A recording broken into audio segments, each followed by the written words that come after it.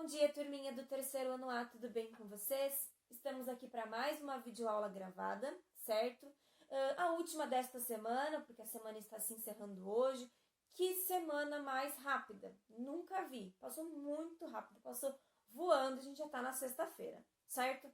A gente conversou um pouquinho na aula online hoje de manhã, mas eu vou deixar aqui gravado também, só para reforçar alguns pontos que foi conversado, certo?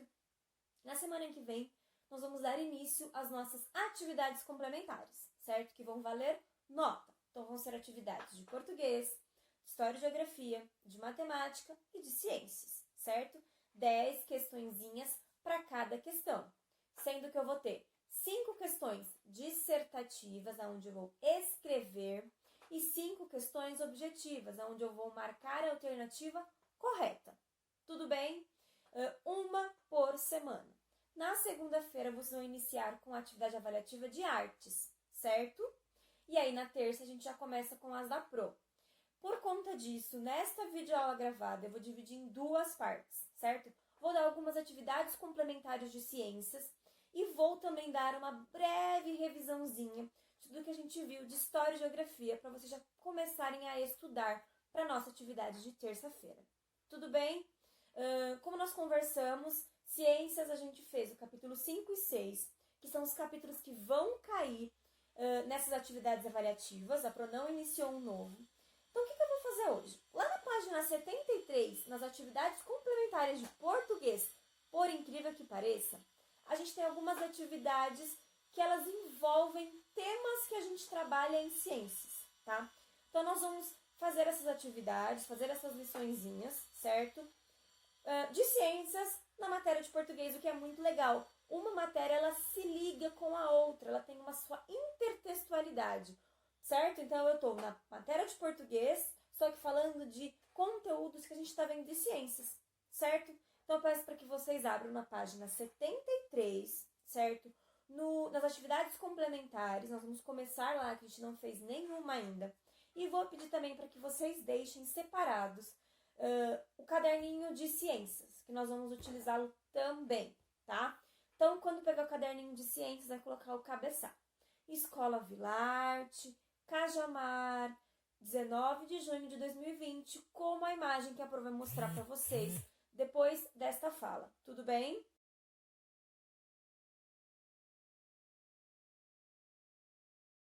Muito bem, agora que vocês já escreveram o cabeçalho que a Pro pediu, deixa o caderninho aí do lado e peguem a apostila na página 73, que a gente vai fazer primeiro uma atividadezinha aqui na apostila, para depois usar o caderno. Tudo bem?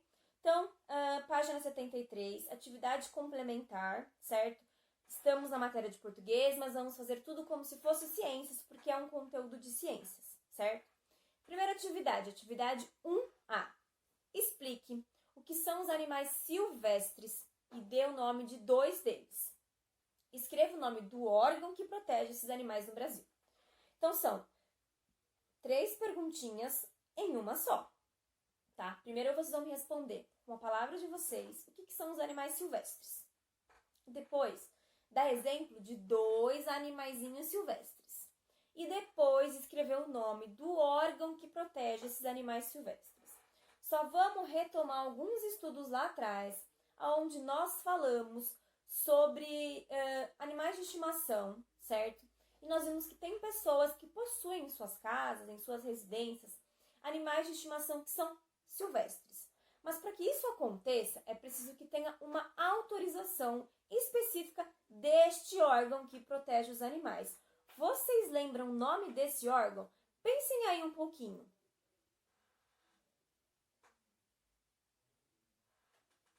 Muito bem, o IBAMA, certo? O IBAMA é o órgão que protege os animaizinhos que vivem aonde mesmo? Vocês vão escrever aqui para mim na questão 1, tá bom? 2, na verdade 1B, certo? Essa 1B é para ser feita no caderno de ciências. Pro, mas ele pede para colocar em ordem alfabética, não é português? É, mas como a gente está falando um pouquinho de animais, animais silvestres, aves, vai ser no caderno de ciências dessa vez e sem problema, tá? Então, ele pede para copiar numa folha avulsa. A Pro não gosta de folha avulsa, porque essas folhas avulsas se perdem por aí. O caderno é o meio mais seguro de você ter a atividade que você fez. Por isso, eu sempre peço nos cadernos, tá? Então, eu tenho nome de aves que eu preciso colocar em ordem alfabética, tá? São várias aves, então prestem atenção, façam com calma, se organizem. Por exemplo, comecem com a letra A. Circula todos os animaizinhos que eu tenho com a letra A, tá? E aí depois vai vendo direitinho qual que é a ordem. Depois, letra B, circulem todos os animaizinhos com a letra B. E aí vai colocando na ordem. Talvez vai ter que olhar a primeira, a segunda, a terceira, a quarta ou a quinta letra. Tudo bem? Façam com calma, certo? Porque é bastante nomezinhos. No caderno de ciências, coloquem página 73, exercício 1B e façam a ordem alfabética, certo? Página 74. Nós vamos fazer somente o exercício 2, tá? O 2A. Aonde a prova vai fazer a leitura de uma reportagem do meu caderno do professor que vocês não têm, para a gente conseguir responder a questãozinha A, tá? Então, prestem atenção, a prova vai ler bem devagarinho, tá? Para vocês conseguirem guardar na memória um pouquinho do que a gente está lendo, para depois conseguir fazer a atividade, certo? Então, ouça a leitura da reportagem, bichos são vítimas de comércio proibido, certo? Então, bichos são vítimas de comércio proibido. Não é raro ver na TV as imagens tristes feitas em feiras livres, papagaios apertados em gaiolas, macacos enjaulados, jabutis amontoados em sacolas. Eles foram retirados de seu habitat natural por traficantes de animais. Traficantes de animais são aqueles pessoas que pegam esses animaizinhos ilegalmente, sem poder pegar, só para poder vendê-los e tirar um dinheiro com isso, tá? Esses bichos costumam ser vendidos para colecionadores de animais exóticos, laboratórios de medicamentos e pet shops. A onça pintada e o jacaré, por exemplo, são mortos para que seu couro seja usado na fabricação de bolsas, casacos e etc. No Brasil, o IBAMA, Instituto Brasileiro do Meio Ambiente, e a Polícia Ambiental procuram impedir esse comércio. Quando conseguem resgatar os animais, dopados com remédios e amontoados em sacolas, quando conseguem resgatar os animais, fiscais tentam devolvê-los à natureza. O traficante pode ser condenado a pagar multa e ser preso. Então, eu dei uma puladinha ali, eu vou voltar, tá? No Brasil, o IBAMA, Instituto Brasileiro do Meio Ambiente, que é o órgão que cuida desses animaizinhos silvestres, e a Polícia Ambiental procuram impedir esse comércio. Quando conseguem resgatar os animais, fiscais tentam devolvê-los novamente à natureza. O traficante pode ser condenado a pagar uma multa e ficar preso. Mas a maioria dos bichos morre logo após ser retirado de seu ambiente. A maior parte das mortes ocorre no transporte, feito em condições cruéis. Animais dopados com remédios e amontoados em sacolas, canos ou pequenas gaiolas, em porta-malas. Os bichos que sobrevivem ao transporte podem morrer no cativeiro, por não se adaptarem à vida sem liberdade ou não serem tratados de maneira adequada. Fora a crueldade, o tráfico de animais silvestres pode contribuir para a extinção de animais, ou seja, para o desaparecimento de diversas espécies de animais. Além disso, muitas vezes um animal desses adquirido como estimação é abandonado pelos donos que não sabem como criá-lo. Quem quiser denunciar a venda ilegal de bichos pode ligar para o IBAMA. Tudo bem até aí? Deu para entender como é que funciona? Tá. Agora eu quero que vocês respondam para mim na A. O que é feito com os animais silvestres que são traficados no Brasil? Por que os traficantes pegam esses animais ilegalmente, tá? Para fazer aqui no Brasil, qual que é o objetivo deles? É isso que vocês vão me responder. Tudo bem? Ok. Página 75, a gente tem lá o exercício B, o exercício C, certo? O exercício B a gente não vai fazer agora, tá? O exercício C dá pra gente fazer. Olha como é que ele pede para vocês fazerem aí. Cite 3 informações presentes na reportagem Bichos são vítimas de comércio proibido. Mas atenção, não copie trechos. Use seu próprio modo de escrever. Para facilitar essa tarefa, ouça a leitura do professor. Então, o que vocês vão fazer? Citar 3 informações, certo? que a gente ouviu nesse textinho. Tudo bem? Vai tentar deixar esse textinho junto com a videoaula disponível na plataforma, certo? E 3A, nós também vamos ler uma outra reportagem que fala de um outro animalzinho silvestre, para a gente conseguir responder a 3A. Tudo bem?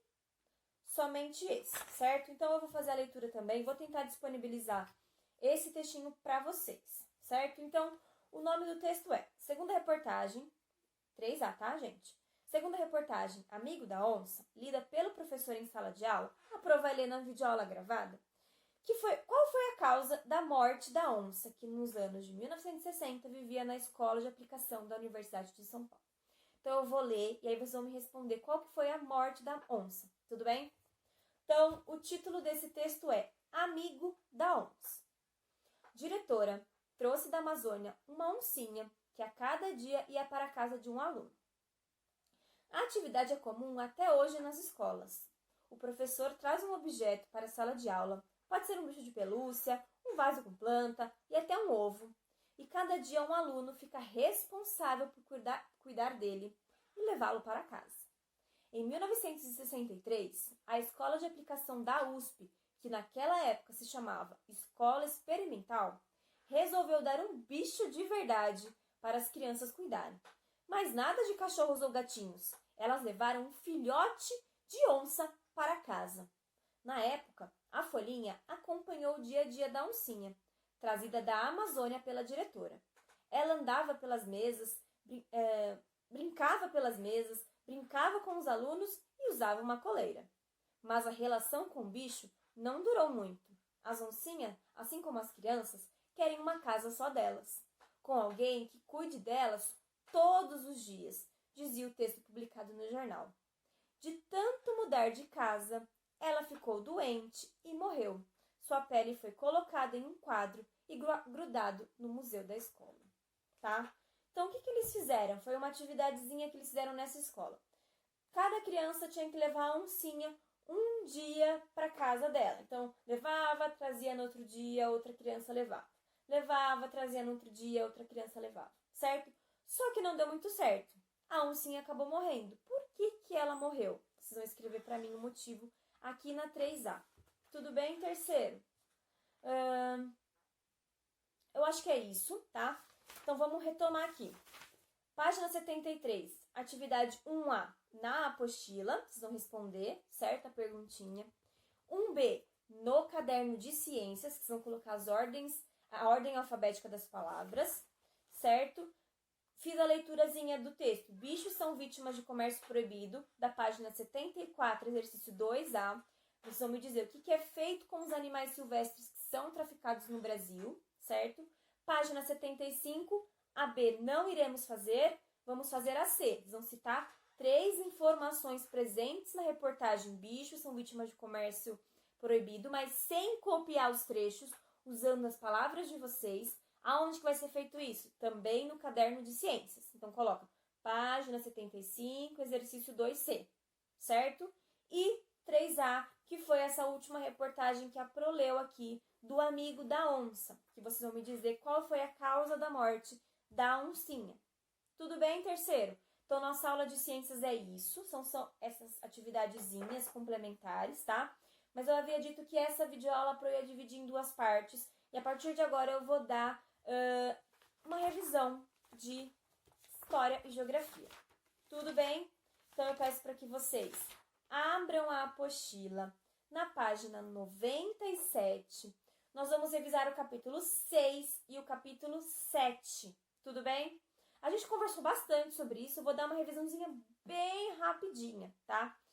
Então, no capítulo 6, nós vimos um pouquinho sobre ruas, da rua ao quarteirão. Então, a gente estudou sobre ruas, que as ruas são diferentes, elas possuem pavimentação diferente, movimento de pessoas e veículos diferente.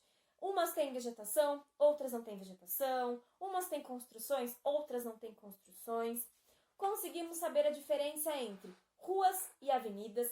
Vimos que ruas são mais curtas, com pouca movimentação. Avenidas são mais extensas, com uma grande movimentação, tanto de pessoas quanto de veículos. Estudamos também que as ruas, com o passar do tempo, igual lá na página 101, elas vão se transformando, elas mudam. Surgem novos prédios, novas casas, a rua foi pavimentada, apareceram mais postes de iluminação, a roupa das pessoas, o transporte das pessoas mudou com o passar do ano. E muda por qual motivo? Terceiro, nós estudamos isso também. Por que ela muda? Crescimento da população, certo? Quanto mais a população cresce, mais moradias é necessário que sejam feitas.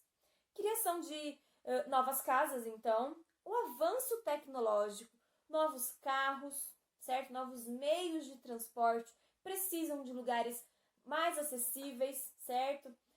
Avanço tecnológico também tem os fios elétricos que nos transmitem a energia, a internet, a TV a cabo, certo? Que também precisou transformar um pouco a paisagem das ruas. A criação de novos carros, de ônibus, de motos, tudo isso influencia para a mudança das ruas e avenidas. Tudo bem? Nós vimos também, falamos bastante sobre quarteirão, tá? Aprendemos que o quarteirão são um conjunto de casas, tá? Que estão em volta de umas 3 ou 4 ruas, tá? E na página 104 a gente viu diversos formatos e tamanhos de quarteirões, uns pequenos, outros maiores, certo? Então é um conjuntinho de casas onde eu tenho 4 ou 3 ruas que circulam este quarteirão. Tudo bem? Não tem dúvida quanto ao quarteirão, certo? Vamos lá. Vimos também sobre os bairros, a criação dos bairros. O bairro ele vai surgindo conforme forem tendo os quarteirões, certo? Então, o que é um bairro? É um conjunto de quarteirões e de ruas. O bairro ele é formado por ruas e por quarteirões, tá? Então, a maioria das cidades do nosso país é dividida em vários bairros. Nós, inclusive, estudamos um pouquinho sobre o bairro da nossa escola, o bairro de Polvilho, fizemos um textinho bem interessante, certo? Vimos que tem bairros que são diferentes uns dos outros, certo? Nem todos os bairros são iguais. E que dentro dos bairros nós temos alguns serviços que são chamados serviços públicos. O que são serviços públicos? São serviços feitos, construídos e mantidos pela prefeitura. Por exemplo, rede de esgoto, água encanada, coleta de lixo, escola, creche, posto de saúde, áreas de lazer, transporte público, luz elétrica, entre tantas outras coisas. Que vocês criaram lá o quadrinho do anexo 1 e 2 de História e Geografia, onde a gente tinha todos os serviços públicos e a explicação de cada um deles, certo? Estudamos também como que surgem os bairros. A gente viu 3 formas diferentes para que surjam os bairros, que é a forma espontânea, a forma planejada e os bairros populares, certo? A forma espontânea é aquela onde uma família vai lá, compra uma casa em um lugar. Aí outra família vai lá, compra a casa nesse mesmo lugar do lado. E assim vão várias famílias comprando várias casas. E aí essas pessoas se juntam, vão até a prefeitura para pedir as suas necessidades, os seus serviços públicos básicos, escola, creche, posto de saúde, hospital, rede elétrica, tudo isso, certo? Tem a forma planejada, que é onde um único proprietário de terra, certo? De um lote grande, ele vende vários pedacinhos dessa terra para várias pessoas. Só que esse proprietário, ele é responsável por ir atrás desses serviços públicos, por buscar esses serviços públicos para a população daquele bairro, tá? E também tem os bairros populares, que são bairros organizados e feitos pela prefeitura, com casas com uma população de baixa renda, um valorzinho abaixo, para que elas consigam ter aonde morar. Tudo bem, terceiro? Lemos também sobre a história de um bairro, que os bairros eles também se transformam com o passar do tempo. Eu acho que é isso que vai cair na nossa atividade avaliativa. Não tem muito segredo, a gente já conversou bastante sobre isso. Fizemos várias revisões também, inclusive toda vez que eu dava uma aula nova, eu revisava o que a gente tinha feito anteriormente. Mas assistam esse vídeo até o final, para que vocês tenham por onde estudar. Tudo bem?